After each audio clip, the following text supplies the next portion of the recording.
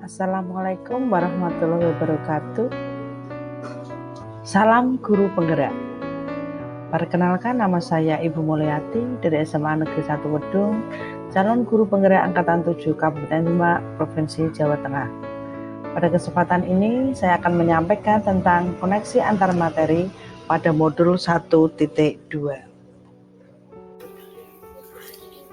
Pada koneksi antar materi di modul 1.2 ini, saya menggunakan metode refleksi 4P, yaitu yang pertama menggunakan peristiwa, kemudian yang kedua perasaan, ketiga adalah pembelajaran, dan yang terakhir adalah penerapan ke depan.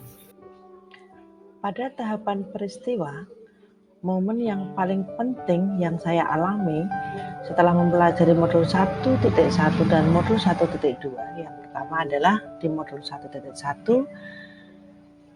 semula pembelajaran harus berpihak pada murid.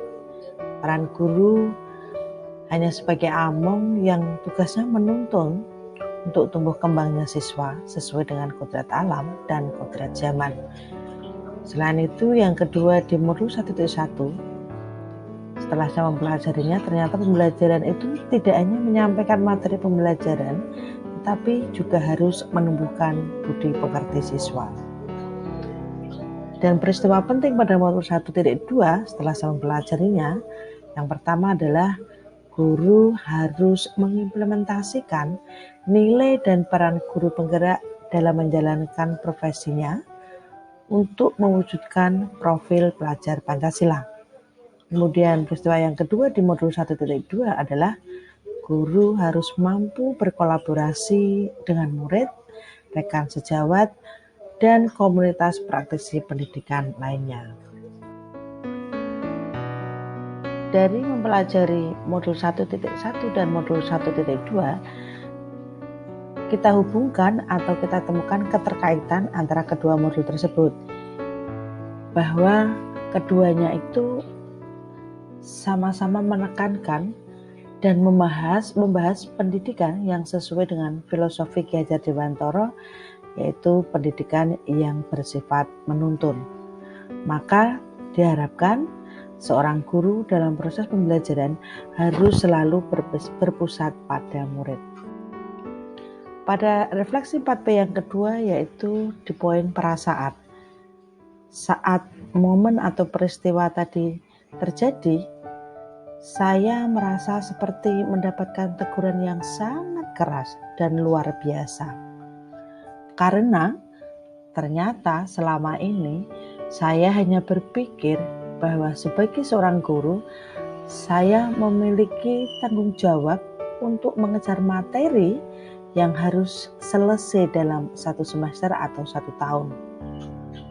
Selain itu, saya juga berpikir bahwa selama ini saya hanya lebih menekankan pada penilaian kognitif daripada penilaian yang lain, yaitu di mana seharusnya guru harus juga memberikan dan menyampaikan pembelajaran yang menekankan pada keterampilan sebagai mana mestinya, di mana tujuannya adalah untuk mengembangkan dan menanamkan skill bagi siswa yang nanti sekiranya dapat bermanfaat ketika mereka sudah hidup di dalam masyarakat.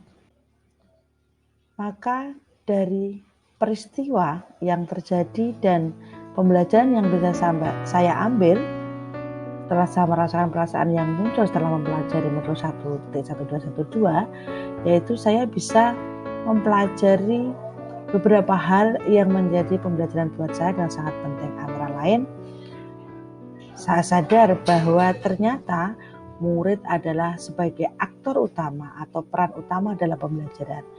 Selama ini saya lebih berfokus pada penyelesaian materi ajar dan nilai kognitif saja. Kemudian pembelajaran yang berikutnya adalah saya juga untuk bisa memberikan kesan dan pengalaman yang hebat dan terbaik dan luar biasa pada siswa, maka saya harus menjadi guru yang selalu berpihak pada murid dan dapat melayani murid sesuai dengan apa yang mereka butuhkan dan sepenuh hati dalam melayaninya yang bisa bermanfaat bagi mereka.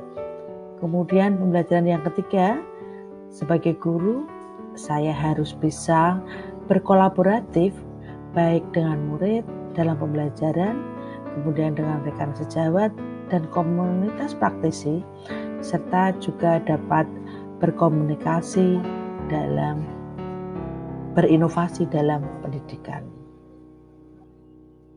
Maka pada poin penerapan ke depan atau rencana yang akan saya lakukan dari mempelajari materi di modul 1.1 dan 1.2,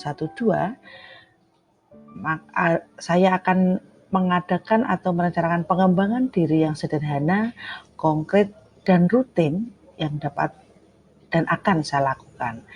Antara lain yaitu 1, melakukan reflektif di setiap kegiatan yang dilakukan baik dalam pembelajaran di kelas maupun pekerjaan yang saya lakukan di sekolah, yaitu refleksi melalui rekan sejawat maupun dengan pimpinan.